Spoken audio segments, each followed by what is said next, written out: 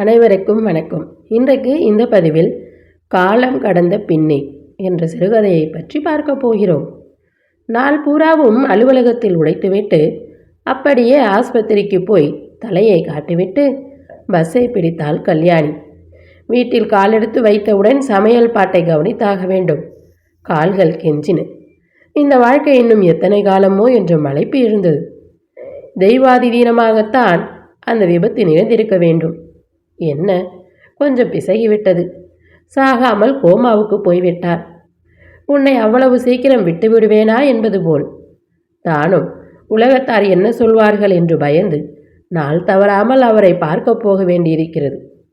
யாரால் வந்த வினை இது? ஆண் துணை என்று நம்பி அம்மா தன் தம்பியை வீட்டிலேயே வைத்து கொண்டாளே, அந்த அறிவின்மையாலோ? இடைநிலை பள்ளியில் அப்போதுதான் காலெடுத்து வைத்திருந்த கல்யாணிக்கு உடல் வளர்ச்சியின் தாத்பரியத்தை கூட புரிந்து கொள்ளாத வயது. தான் கண்டே அறியாத தந்தையின் இடத்தில் தாய்மாமனை வைத்தவளுக்கு அவனுடைய கொஞ்சல் அத்துமீறல் என்று முதலில் புரியவில்லை. சற்று விவரம் புரிந்ததும், வேண்டாம் மாமா, அம்மாவுக்கு தெரிஞ்சா திட்டுவாங்க என்று கெஞ்சத்தான் முடிந்தது. இது தப்பே இல்லடி. அம்மை நீ, அப்பனும் நீ, அன்புடை மாமாவும் மாமியும் நீ அப்படின்னு அப்பாவுக்கு சமமால மாமாவை வச்சிருக்காங்க என்று நயமாக பேசியவனை நண்பத்தான் தோன்றியது அப்பருவத்தில். பிற பெண்களை விட எனக்கு அதிகமாக தெரியும் என்ற சிறுபிள்ளைத்தனமான பெருமை கூட எழுந்தது. நாளடைவில் தன் இழப்பு எவ்வளவு பெரிதென்று புரிய புரிய குற்ற உணர்ச்சி ஓங்கி எழுந்தது. யாருடனும் பழக பிடிக்காது தானே ஒரு தனி உலகத்தை சிருஷ்டித்து கொண்டு அதிலேயே அமிழ்ந்து போனாள். அவள் போக்கு அம்மாவுக்கு கலக்கத்தை உண்டாக்க கூர்ந்து கவனித்தாள். அணுவை தூக்கி வளர்த்தவன், அவள் மேல் கொள்ளை பாசம் அப்படின்னு எல்லார்கிட்டையும் பெருமையா பேசுவேனடா, இப்படி செஞ்சிட்டியே என்று பொறுமியவள். அணு மைனர், நினைவிருக்குல்ல, நான் போலீஸுக்கு போனா நீ கம்பி என்ன வேண்டியிருக்கும், கண்காணாம எங்கேயாவது போய் தொலை என்று கத்தினாள். அவன் தொலைந்ததும் அவன் செய்கையின் பாதிப்பு விலகவில்லை. பள்ளி படிப்புக்கு பின் மேலே படிக்க வசதியில்லாமல் போனதும் நல்லதாக போயிற்று. மனம் ஒரு நிலையில் இருந்தால்தானே. இனியும் அம்மாவுக்கு பாரமாக இருக்க வேண்டாம் என்று ஒரு வேலை தேடிக்கொண்டாள் கல்யாணி. அவளுடைய அழகுக்காகவே அவளை மணக்க முன்வந்தார் லோகநாதன். சாதுவாக இருந்தார். அன்பை பொழியாவிட்டாலும் அவளை தன் போக்கில் விட்டிருந்தார். 2 குழந்தைகள் பெற்ற பின்னர் அந்த நல்லவரிடமிருந்து தன் ரகசியத்தை மறைக்க முடியவில்லை கல்யாணியால். அவன் கையால் மட்டுமின்றி மனதாலும் அவளை தீண்டியிருந்தானே.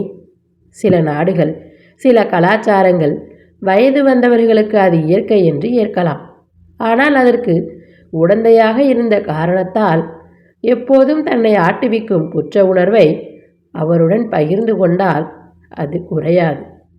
தன் எண்ணங்களிலேயே அமிழ்ந்து போன கல்யாணி நின்ற பஸ் புறப்படும் சமயத்தில்தான் கவனித்தால் அது தான் இறங்க வேண்டிய இடமென்று.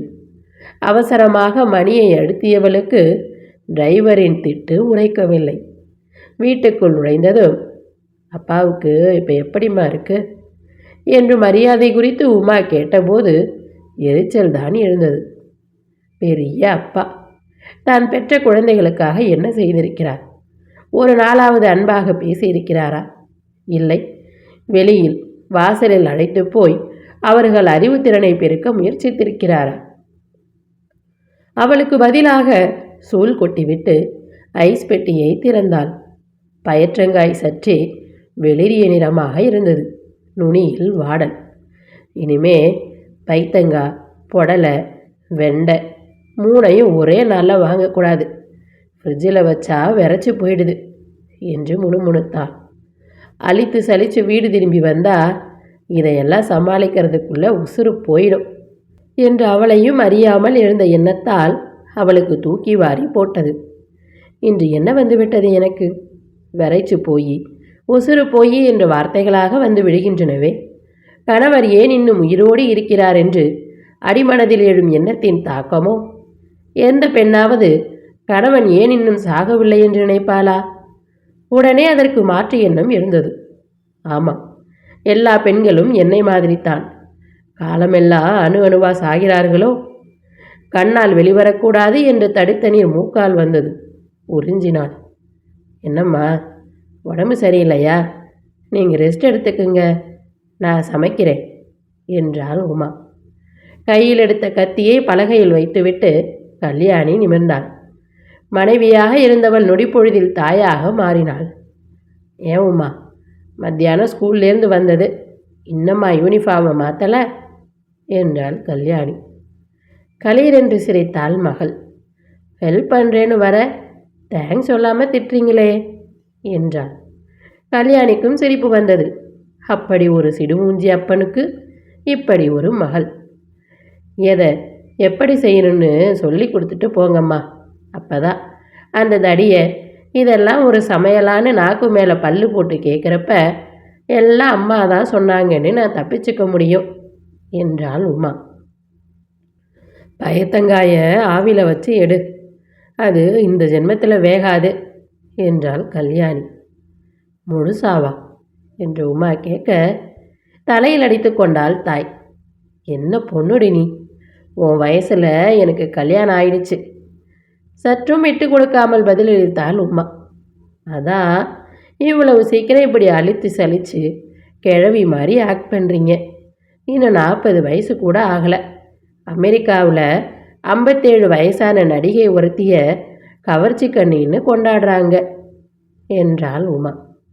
இவளிடம் வாய் கொடுத்தால் மீள முடியாது என்று எச்சரிக்கையானாள் கல்யாணி. சுண்டு விரல் நீளத்துக்குள்ள, அதில் பாதியாக நறுக்கி ஒரு பாத்திரத்தில் போட்டுக்க, குக்கர் அடியில் மட்டும்தான் தண்ணி என்றாள் கல்யாணி. ஸ்டீம் பண்ணணும்னு சொன்னால் எனக்கு புரியாதா என்றாள் உமா. தெரிந்து வைத்துக்கொண்டே தன் வாயை பிடுங்கி இறக்குகிறாள். 5 நிமிஷம் போதும், நீ பாட்டில் அடுப்பை வச்சுட்டு நாவல் படிக்க போயிடாத, தண்ணி வற்றி போய் காய் தீஞ்சிரும் என்றபடி நகர்ந்தாள் கல்யாணி. உங்களுக்கு நல்லதையே நினைக்க தெரியாது என்று சொல்ல வந்த உமா தன்னை கட்டுப்படுத்தி கொண்டாள். பாவம் அம்மா, என்றாவது கேட்க வேண்டும். ஏம்மா இந்த மனிதரை கல்யாணம் செஞ்சுக்கிட்டீங்க என்று. அட, இளம் வயதில் விவரம் புரிந்திருக்காது. ஏன், இப்போதுதான் இல்லையா? சற்றே உயரமாக கம்பீரமாக எந்த ஆணை பார்த்தாலும் இன்னொரு முறை பார்க்க வேண்டும் போல் இருக்கிறது. அதோடு குரல் ஒரு அமிதாப் பச்சனை போலவோ ஒரு சரத்பாபுவை போலவோ இருந்துவிட்டால் கேட்கவே வேண்டாம். அப்பாவிடமும் அந்த மாதிரி அம்மாவுக்கு பிடித்த அம்சம் ஏதாவது இருந்திருக்க வேண்டும். அதுதான் போகட்டும்.